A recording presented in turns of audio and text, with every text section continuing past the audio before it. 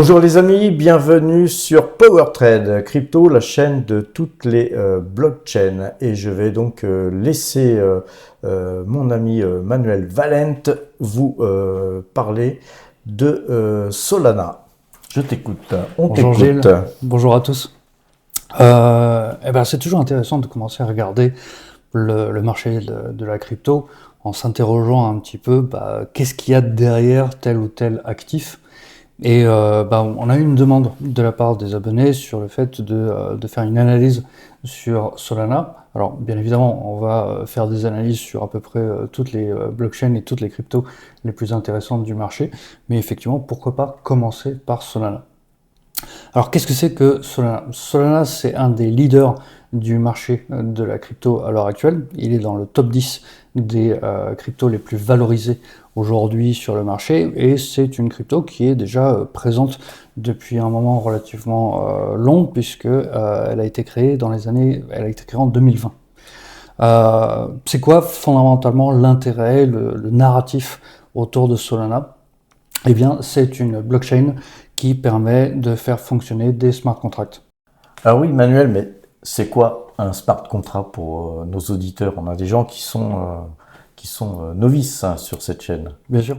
Un smart contract, en gros, le plus facilement pour l'expliquer, c'est de dire c'est un programme informatique qui fonctionne directement sur une blockchain. À quoi ça sert?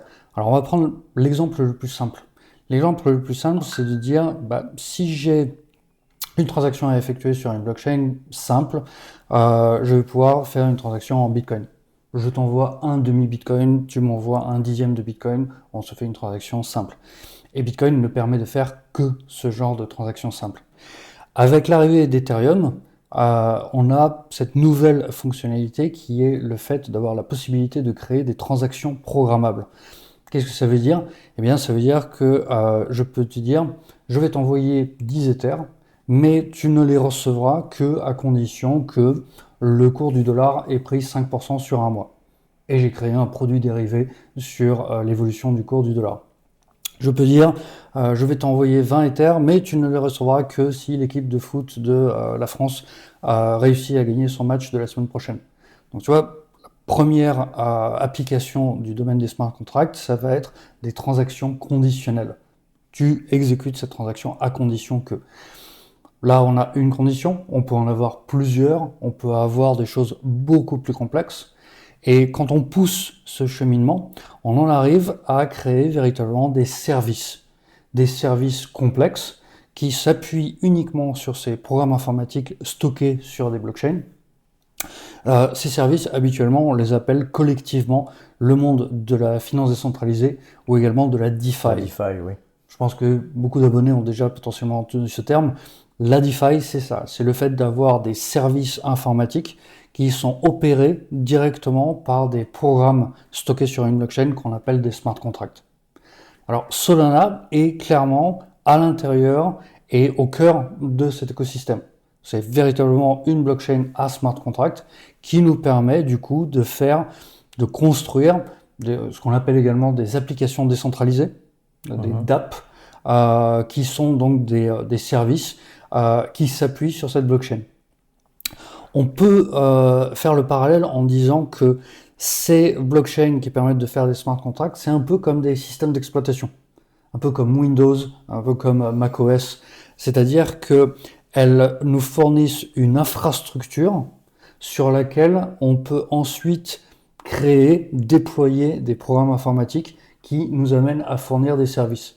De la même façon que j'ai pas besoin de recoder intégralement les accès vers le clavier, vers l'écran, vers la souris lorsque je crée une application sur Windows, de la même façon, je peux m'appuyer sur l'infrastructure de Solana pour être capable ensuite de créer simplement un service sans devoir tout reconstruire. Tout le monde peut créer ce type de service ou faut être client Solana? Tout le monde peut créer ce genre de service. C'est même extrêmement facile. Alors, bien évidemment, pour créer ce genre de service, ça se fait avec du code informatique. Sur Solana, le langage de prédilection, c'est un langage qui s'appelle le Rust. C'est quelque chose de relativement bas niveau, qui ressemble un peu à du C, s'il y a des informaticiens parmi vous qui nous écoutent. Et l'idée, c'est que je peux, sans avoir besoin de demander la permission à personne, créer moi-même mon service sur Solana. J'injecte à l'intérieur de la blockchain le contenu de mon code. Et ensuite, éventuellement, je peux créer une interface web, créer un service, créer une entreprise, et ainsi de suite. Ça se fait de façon complètement décentralisée. D'accord. Et donc ça intéresse surtout les banques, on va dire les sociétés de jeux en ligne, des choses comme ça. Pas forcément. Il y a vraiment aujourd'hui des services qui s'adressent un peu à tout le monde. Je vais te donner un exemple et je pense qu'on pourra le projeter directement sur l'écran. Donc, est-ce que ça intéresse que les banques finalement? Alors pas forcément. Le domaine des smart contracts, il est relativement vaste à l'heure actuelle. Il y a effectivement de plus en plus d'intérêt au niveau bancaire et institutionnel, mais il y a également des choses qui existent à l'intérieur de l'écosystème crypto. Un cas d'usage qui apparaît relativement fréquemment sur Solana, c'est par exemple une application qui s'appelle Pump.Fun. Donc je pense que là, elle apparaît sur notre écran. Oui. Et Pump.Fun permet à tous les utilisateurs qui le veulent de créer leur propre memecoin. Alors pour rappel, un memecoin, c'est une crypto qui n'a pas forcément d'intérêt fondamental, où derrière il n'y a pas vraiment de technologie, mais qui va surfer sur un narratif, qui va surfer sur une nouvelle ou sur quelque chose qui est sorti dans le monde des médias et qui va potentiellement pouvoir prendre le marché et qui va pouvoir monter en valorisation.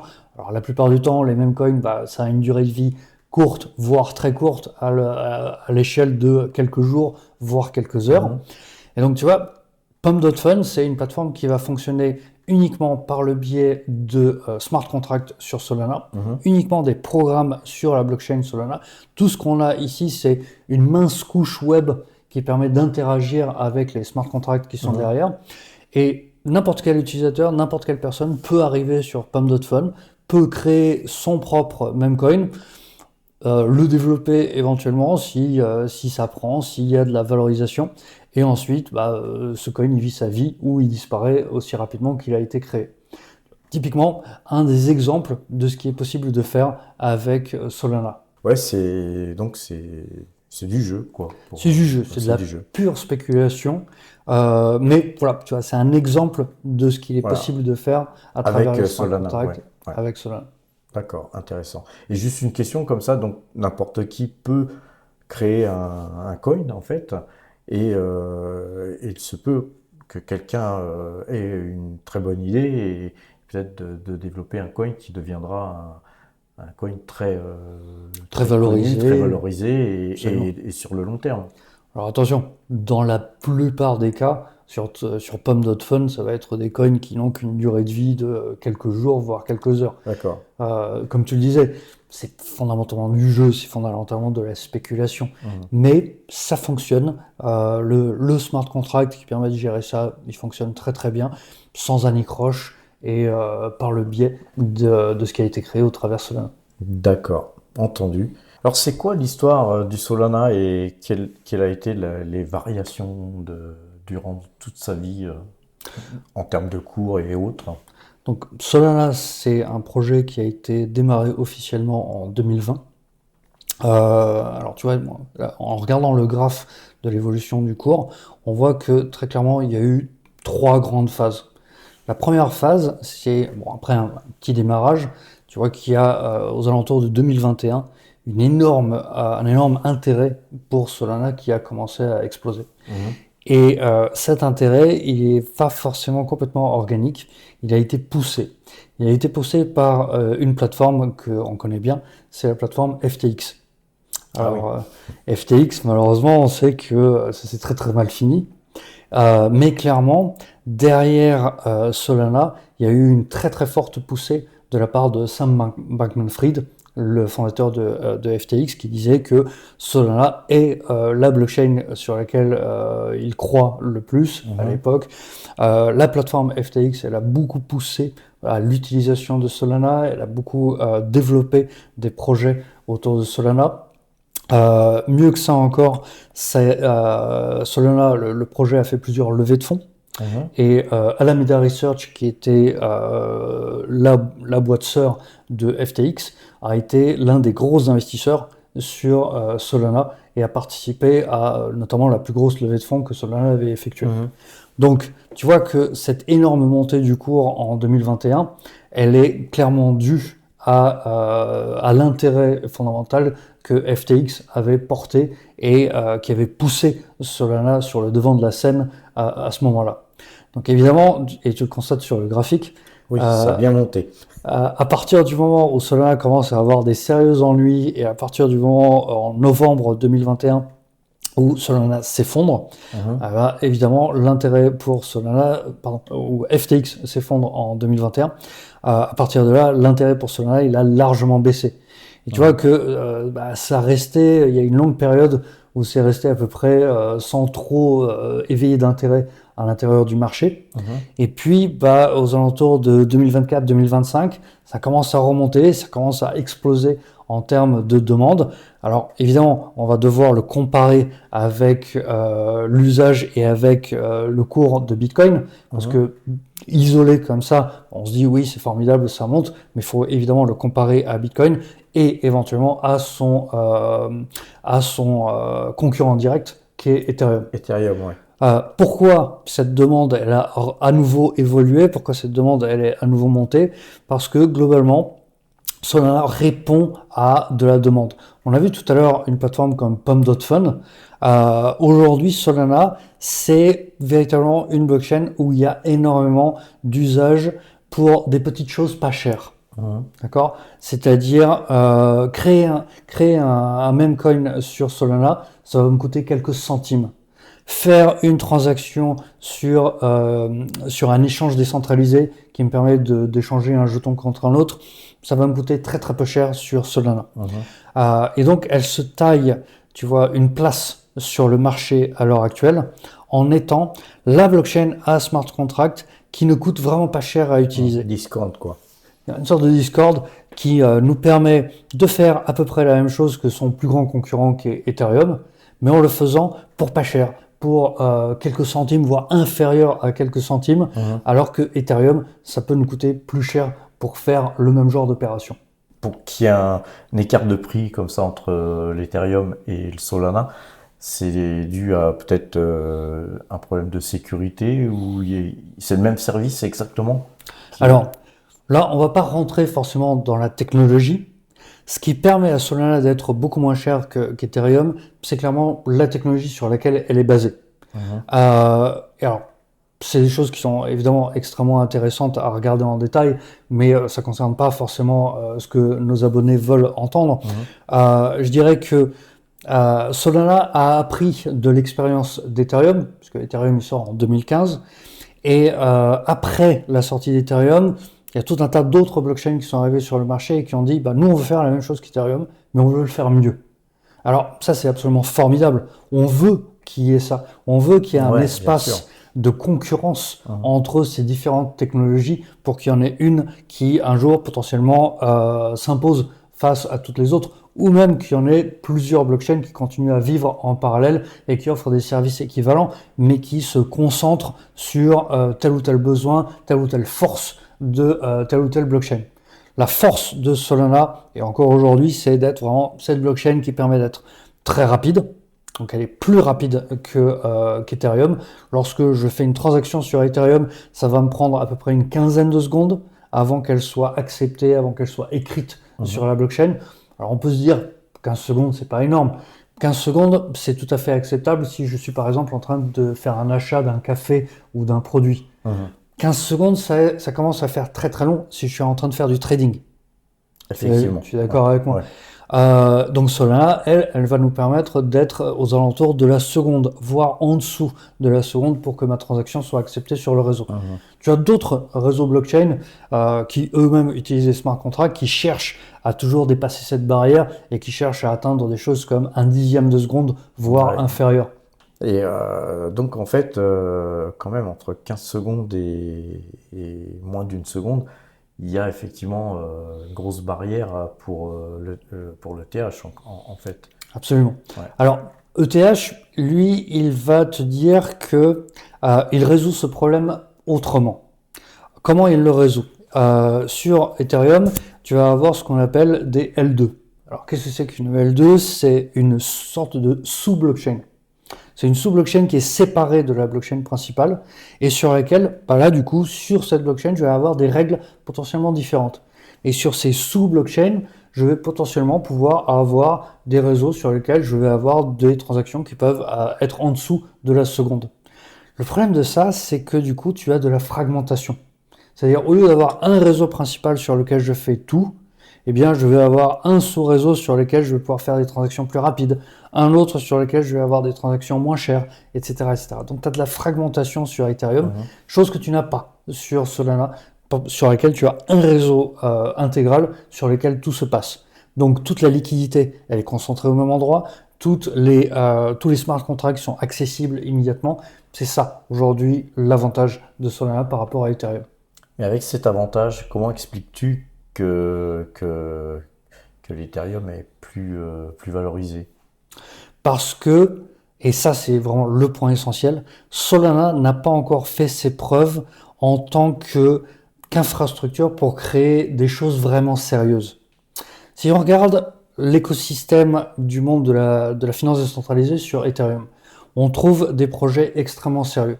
On trouve des choses comme Aave. Donc c'est un projet que nos abonnés connaissent peut-être qui permet notamment de faire du dépôt emprunt, l'équivalent d'une banque. On trouve des choses comme Sky, qui est un projet qui est une sorte de banque centrale décentralisée. Des projets sur lesquels il y a vraiment, et c'est colossal, au jour d'aujourd'hui, tu as à peu près 100 milliards de dollars qui sont investis et qui sont présents sur le monde de la DeFi Ethereum. D'accord. Tu as également tout ce qui va être autour des RWA qui se concentrent fortement sur Ethereum. Pour rappel, les RWA, ce sont les Real World Assets, c'est-à-dire ces projets qui ont pour vocation de représenter un actif financier classique, mettons un bon au trésor, mettons une action, mettons une obligation, sous la forme d'un objet présent sur une blockchain. D'accord. Et ces RWA aujourd'hui se concentrent fortement sur Ethereum, très très peu sur Solana. Donc tu vois, il y a ce narratif qui dit que Ethereum c'est pour les projets sérieux, c'est pour les géants de la finance, et on a des géants de la finance aujourd'hui, notamment par exemple BlackRock, qui est en train de commencer à lancer des véritables projets sur Ethereum. On a Société Générale qui est en train de lancer son stablecoin, le EuroCV, sur Ethereum. On a en gros, quand tu as le monde de la finance institutionnelle aujourd'hui qui se dit, tiens, je vais peut-être lancer un projet sur une blockchain, je vais peut-être lancer un projet autour des smart contracts, je vais peut-être créer des services financiers autour de ça, eh ben, on va le lancer sur Ethereum. On se pose pas la question parce que c'est la blockchain la plus développée, c'est la blockchain la plus sérieuse, c'est la blockchain sur laquelle il y a déjà pas mal d'institutionnels. Solana n'a pas ça. Solana a Pom.Fun, où tu crées ton même coin dans ton coin. Donc c'est pas sérieux, c'est sûr que les banquiers n'ont pas envie de s'acoquiner avec sur Pom.Fun. Ouais, c'est ça. Tu vois ce que je veux dire? Maintenant j'ai bien compris. Si tu regardes ce qu'on appelle la TVL, donc TVL c'est pour Total Value Locked. À l'heure actuelle sur Ethereum c'est à peu près 100 milliards de dollars. Sur Solana c'est 8 à 10. Donc tu vois, tu es sur un rapport de 1 à 10. 12 fois plus gros, oui. Ouais. En termes de projets véritablement où tu as vraiment de la liquidité, où tu as vraiment des fonds qui sont gérés à l'intérieur de ces projets-là.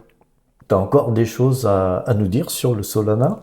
Bien sûr, plein. T'es intarissable. Merci. Par exemple, les stablecoins. Aujourd'hui, la plateforme la plus utilisée pour les stablecoins, et on sait, tu fais comme moi, que les stablecoins, l'usage des stablecoins est en train d'exploser à l'heure actuelle, notamment chez les géants de la finance, où il y a pas mal de gens qui sont en train de se dire, bon, le système SWIFT, il a bien vécu, on repose encore sur une architecture qui date des années 70. Lorsque j'envoie des fonds à travers le système SWIFT, ça va me prendre 2-3 jours, voire davantage. Je ne sais pas exactement où est-ce que mes fonds y sont et ça va me coûter relativement cher. Si je fais ça avec du stablecoin, en quelques secondes, je suis capable de payer un fournisseur à l'autre bout de la planète ou d'acheter des actifs financiers à la bourse de Hong Kong, etc., avec une sécurité bien plus forte que ce que peut proposer Swift et ainsi de suite. Donc, le stablecoin, c'est véritablement un narratif qui est aujourd'hui en train d'exploser à travers l'écosystème crypto et en faisant vraiment la chaîne avec le monde de la finance traditionnelle. Là aussi, le narratif est le même, c'est-à-dire que on a un acteur très dominant qui est Ethereum, qui concentre à peu près 50% de tous les stablecoins en circulation et je crois aux alentours de 60% de l'usage et des transferts au quotidien en stablecoin. Solana, ça va être beaucoup plus modeste. C'est de l'ordre de 10% des stablecoins qui sont en circulation et qui sont déplacés au quotidien. Tu vois, là encore, le même genre de problème. Oui, c'est plus rapide. Oui, ça coûte pas cher, mais il y a la confiance qui n'est pas encore imposé et qui n'existe pas sur Solana par rapport à Ethereum. D'accord. Et globalement, peut-être que Solana pourrait s'améliorer en termes de, on va dire, pas de compétences, mais de sérieux, puisqu'elle est plus rapide. Normalement, elle devrait pouvoir damer le pion à l'Ethereum, non? Je dirais que pour les partisans de Solana, c'est ça qui est le plus frustrant. C'est que y a une technologie qui est solide, il y a une technologie qui permet de faire des transactions pas chères, de faire des transactions rapides, et pourtant, Solana, il a de la peine à s'imposer sur le marché. Alors évidemment, tu sais comme moi que sur beaucoup de marchés, notamment les marchés financiers, il y a toujours une prime à celui qui rentre en premier. Celui qui rentre en premier, ça a été clairement Ethereum, qui a eu son assise, qui s'est construit, etc. En termes, par exemple, tu vois, rien qu'une métrique qui est intéressante, c'est en termes de développeurs. Aujourd'hui, on peut mesurer à peu près le nombre de développeurs qui existent sur Ethereum et sur le monde des smart contracts d'Ethereum à peu près 5000 développeurs actifs mensuels. Solana, on est bien en dessous de ça, on est à peu près à 1 millier de développeurs, ce qui est relativement faible. Ouais. Donc tu vois, il y a cette idée de mindshare, d'occupation des cerveaux, d'avoir des développeurs qui ensuite sont capables de créer des applications, qui ensuite trouvent leur public et qui trouvent des investisseurs. Tu vois, la snowball, il faut qu'elle se lance pour que vraiment il y ait l'acceptation. Donc la technologie, elle est là. Et c'est formidable, encore une fois, c'est formidable d'avoir de la concurrence entre les grandes blockchains, et puis tu vois, ça pique un peu aux fesses des développeurs d'Ethereum pour qu'ils continuent. Pour pas se laisser rattraper par Exactement. Par les autres, On est le champion, on bouge plus, on touche plus à rien, on touche pas à notre blockchain. Chose qu'on peut d'ailleurs reprocher un peu à Bitcoin, dans la mesure où le roi indétrônable, voilà, qui peut-être s'appuie un peu trop sur ses lauriers. Et sur lequel il y a relativement peu de développement technologique à l'heure actuelle. Et donc, et qui n'a pas, par exemple, la notion de smart contract n'existe pas sur Bitcoin. Donc, sur Ethereum, c'est effectivement le cas. Et à certains moments, notamment dans les années, déjà en 2021, lorsqu'il y a eu cette véritable explosion de l'intérêt pour Solana, il y avait déjà ce narratif de dire, bon, Ethereum a bien vécu, mais regardez, il y a des choses qui sont nouvelles, il y a Solana, ça permet de faire beaucoup plus de choses et de les faire plus vite et moins cher. Donc oui, Solana va remplacer Ethereum. Bon, après, crash de FTX, et ensuite, à nouveau, ce narratif qui a commencé, etc., etc.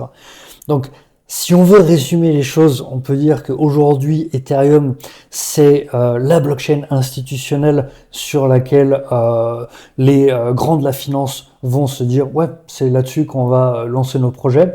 Solana, aujourd'hui, c'est un peu encore la blockchain des meme coins et des petits projets pas chers dans un coin qui traînent. D'accord. Alors, comment ont été distribués les jetons de Solana au départ ? Alors, c'est vachement intéressant à considérer parce que, tu sais, c'est souvent une métrique sur laquelle il faut toujours garder l'œil dans le monde de la crypto. Et ça, je dis ça vraiment pour nos abonnés. La distribution initiale et les différentes levées de fonds sur un projet crypto, c'est aussi essentiel à considérer et aussi fondamental que les levées de fonds qu'il peut y avoir sur une start-up qui ensuite est amenée potentiellement à devenir une licorne et ainsi de suite. Là aussi, il y a des points un peu négatifs à considérer. La distribution initiale de Solana ainsi que les levées de fonds successives ont amené une distribution qui était relativement concentrée. C'est-à-dire que, au final, tu te retrouves à peu près avec 60% des jetons Solana en circulation qui étaient distribués soit aux gestionnaires initiaux du projet, les développeurs, soit à des investisseurs institutionnels. On pense notamment justement à Alameda, qui était le bras armé de FTX, ainsi qu'à d'autres investisseurs. Donc cette forte concentration, ça crée évidemment des problèmes de liquidité sur le marché, et ça crée évidemment une menace sur le jeton en termes de dumping de ces jetons lorsque ces investisseurs décident de s'en séparer. Ouais. Ça, c'est également à considérer. Un autre point à considérer, c'est en termes d'inflation monétaire.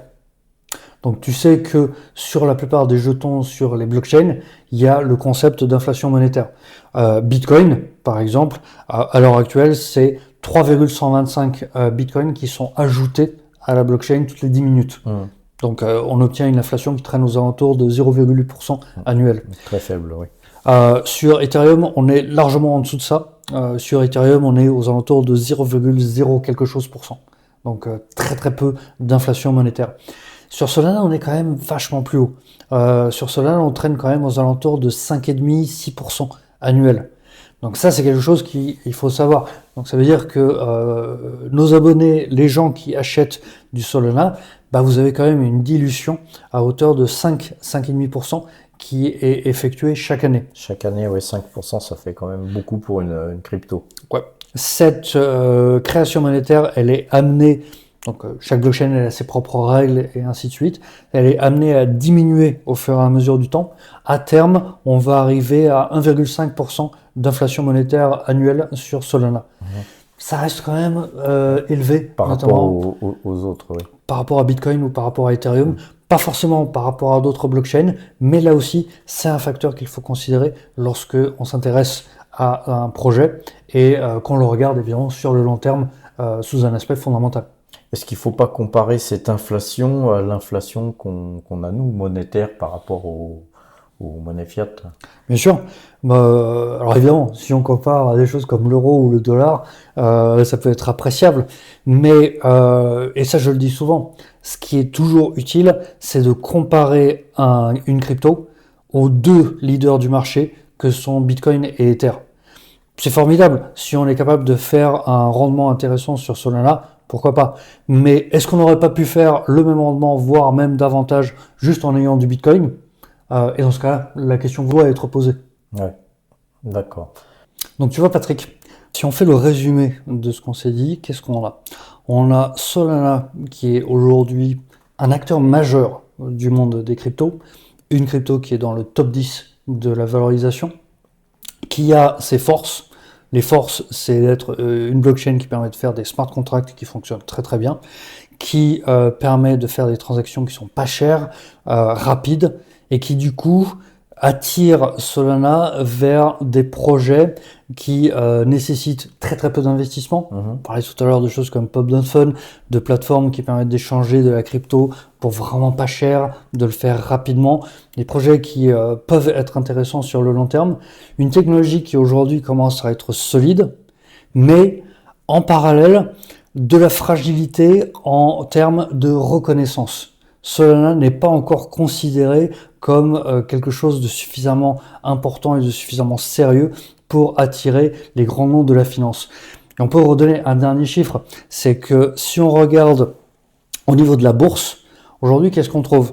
On va trouver des ETF sur le Bitcoin, des ETF spot Bitcoin, on va trouver des ETF spot sur Ethereum, et on n'a pas encore d'ETF spot sur Solana. On a des ETP, des produits qui sont capables de répliquer la valorisation de Solana, mais pas encore au niveau des acteurs fondamentaux les plus importants, etc. Et même sur ces volumes sur les ETP, comparés notamment aux volumes qu'on voit sur le Bitcoin et même sur Ethereum, ça reste encore très très faible. Donc encore peu de reconnaissance. Donc une base technologique qui est solide, mais encore très peu de reconnaissance fondamentale, notamment chez les institutionnels. Mais ça, tu vois, c'est clairement le fondamental. Et tu le sais aussi bien que moi, le fondamental n'est pas tout. Il faut également faire de l'analyse technique pour s'apercevoir de l'intérêt qu'il peut y avoir à investir à l'intérieur d'une crypto. Qu'est-ce que toi, tu en penses au niveau de ton analyse? Bah écoute, moi je partage totalement ton analyse concernant le fondamental et l'analyse technique. Je pense que c'est à 50-50, hein. Moi, c'est toujours ce que je fais, en tout cas sur les actions, car je suis pas, moi, un spécialiste comme toi des cryptos, mais on va aller voir les graphiques. Personnellement, hein, je t'ai préparé une petite analyse technique, hein, assez vite fait, mais qui, pour moi, est très suffisante, hein, pour déterminer le sens, hein, du Solana par rapport au move actuel. Là, nous avions eu une forte montée, une plus forte descente. Et puis, personnellement, là, je pense qu'on a touché un point bas. Là, je vous ai tracé un trend jaune là, sur ce point-là et ce point-là. Et on voit que ce trend a été cassé. Alors, c'est pas hyper virulent, mais en tout cas, c'est cassé. Ça pourrait ranger comme ça encore longtemps. Mais tant qu'on reste dans ce canal blanc là, hein, que je vous ai tracé, eh bien on pourrait, voilà, on pourrait aller jusqu'à cet objectif, hein, où on a là ce trend vert qui est tracé sur là sur donc les deux points hauts. Donc en gros, hein, si on cassait les 220, je pense que effectivement, hein, ça serait là quelque chose qui serait plutôt très haussier même, et surtout si on restait dans ce range, et là encore plus haussier évidemment si on cassait ce canal haussier par le haut. Je vous ai préparé aussi le Solana contre dollar. Et on voit que la moyenne 2 jours, 12 jours est vendeuse, mais légèrement vendeuse. On voit que Kagi est acheteur et que sur le Kumo, on a du mal, hein, ça ne veut pas passer. Ça a l'air d'ailleurs de vouloir refouler, hein, pour pouvoir revenir prendre de la force, pour pouvoir casser ce Kumo là où il sera plus épais. Si on ne casse pas ce Kumo sous, on va dire, 2 ou 3 séances, eh bien, ça sera certainement pour reprendre la force, hein. Car c'est là où est le Kumo le moins épais, où il est plus facile de passer. Donc contre dollar, le Solana pour moi est plutôt vendeur, hein, il donne plutôt des caractéristiques vendeuses. On va aller voir le Solana contre Bitcoin. Alors là c'est encore beaucoup plus vendeur, hein. Vous voyez que la moyenne 2 jours, 12 jours est vendeuse, mais on a eu plusieurs séries de ventes assez importantes, faux signaux, et puis là c'est reparti. On a eu donc des très très beaux mouvements vendeurs et faux signal. Donc souvent les signaux d'achat sont des faux signaux, et ça donc c'est donc très vendeur. Sur donc la bande Bollinger, on voit que les cours ont tendance à sucer le bas de cette bande Bollinger, donc sans rebond, sans même rebond qui pourrait aller toucher la bande supérieure. Donc ça, c'est profondément vendeur aussi. Et on a Kagi qui est très vendeur, hein, qui est dans le rouge. Et puis voilà, sur le Kumo, hein, on s'éloigne du Kumo, on est vendeur quand même depuis 0,12, hein, et on est à 0,11. Donc autant vous dire que ça a perdu quand même pas loin de 10%, hein, et donc c'est vendeur, hein, les amis. Allons voir Solana contre l'Ether, hein. L'Ethereum, son donc principal concurrent. Et vous voyez que là c'est acheteur, hein, sur la moyenne de 12, mais c'est pas non plus, vraiment super puissant. Et par contre, ce qui est beaucoup plus puissant, c'est Kagi, qui est donc très vendeur. On voit que sur le Kumo, on est là, on a décroché, hein, on est vraiment avec un mouvement très très baissier. C'est en train de se reprendre un petit peu, mais sans plus, hein. Voilà, moi j'irai pas acheter Solana en ce moment, compte tenu de ces trois analyses. Et encore une fois, hein, Manuel nous conseille toujours de se comparer au dollar, hein, à la monnaie, de se comparer au Bitcoin, qui est le roi des cryptos, et de se comparer à l'Ethereum, qui est son concurrent. En fait, on fait souvent la même chose, hein. D'ailleurs, quand on analyse des valeurs traditionnels. Donc moi personnellement sur le court moyen terme, je serais pas acheteur de Solana. Je serais acheteur que si éventuellement on cassait le trend vert là qu'on a vu tout à l'heure, je vais vous le remontrer. Voilà, si on cassait ce trend vert, là je serais beaucoup plus positif puisqu'on aurait vraiment une assiette et éventuellement si on cassait le canal par le haut, alors là évidemment ça serait beaucoup plus bullish et dans ce cas-là pourquoi pas faire une petite ligne en tout cas par rapport au fondamental que tu nous as décrit, moi je préférerais aussi plutôt acheter de l'Ether actuellement, mais après c'est vrai que graphiquement pour ceux qui veulent faire voilà, quelques allers-retours, en tout cas moi je conseillerais d'attendre. Et toi, qu'en penses-tu? Bah, je suis globalement d'accord avec toi, je pense que ton analyse elle est absolument correcte. C'est intéressant, moi j'aurais jamais pensé toujours comparer le Solana ou une autre crypto, toujours par rapport au Bitcoin. Moi je la comparais tout simplement en dollars, point. Et c'est quelque chose que je vais faire dorénavant. Oui, tu sais que Bitcoin est tellement dominant sur ce marché que la plupart du temps, c'est Bitcoin qui va vraiment traîner l'ensemble du reste des autres cryptos. Et au final, lorsque nos abonnés se posent la question, est-ce que ça peut avoir un intérêt d'investir dans telle ou telle crypto, il faut toujours se poser la question, est-ce que je ferais pas mieux juste de rester en Bitcoin et de suivre la majorité du marché? Tiens, c'est un peu comme si on achetait le CAC 40 dans le monde de la crypto. Ouais. On achète le CAC 40, on suit la tendance globale. Et ben, dans le monde de la crypto, on achète du Bitcoin. C'est vrai que moi, par exemple, quand j'achète des valeurs françaises, je regarde l'indice CAC 40 et est-ce que le CAC 40 est acheteur d'après mes algorithmes, d'après la moyenne de 12, et si je veux taper une valeur, eh bien j'attends que le CAC 40 et mes moyennes de 12 sur le CAC 40 le sont aussi. Donc c'est très intéressant tout ça. Et le dernier point à considérer, bah, on a beaucoup parlé de comparaison entre Solana et Ethereum, parce que Ethereum est le leader de cet écosystème de blockchain à smart contract. Donc je pense que ça peut aussi avoir un intérêt de regarder le cours de Solana par rapport à Ethereum. Par rapport à son concurrent direct. Et donc oui, il n'y a aucune raison de changer son avis.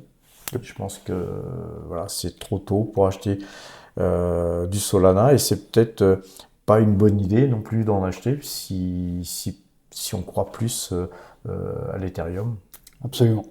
Alors, évidemment, tu sais comme moi, on peut faire des coups sur le court terme, sur des variations de quelques jours, mais là, on est potentiellement en train de regarder vers le moyen long terme. Ouais, tout à fait. Et j'en profite pour rappeler à nos abonnés que nous ne donnons pas de conseils, c'est juste une petite discussion, c'est des échanges et c'est une vision qu'on a, mais c'est pas forcément la bonne, on peut se tromper, mais voilà, en tout cas c'est ce que l'on pense. Absolument. Alors sur ces bonnes paroles, tu as peut-être encore quelque chose à ajouter, parce que ça fait déjà pas mal de temps qu'on discute sur le Solana, et tu as été impressionnant, tu as donné beaucoup de choses intéressantes que moi, en tout cas, j'ai découvertes. Et donc, tu as peut-être encore des choses à nous dire. Non, vraiment, le fait est que Solana a du potentiel, notamment sur la technologie, mais elle doit encore faire ses preuves, elle doit encore attirer des projets sérieux, des projets institutionnels, des projets financiers, avant que vraiment on se dise oui, là il y a quelque chose et là il y a un vecteur possible d'investissement sur le long terme. D'accord. Bah écoute, je suis content d'avoir échangé avec toi sur le Solana et puis on se revoit très bientôt pour échanger sur une autre crypto, n'est-ce pas? Merci beaucoup Patrick. Eh bien les amis, à très bientôt, portez-vous bien, soyez prudents surtout.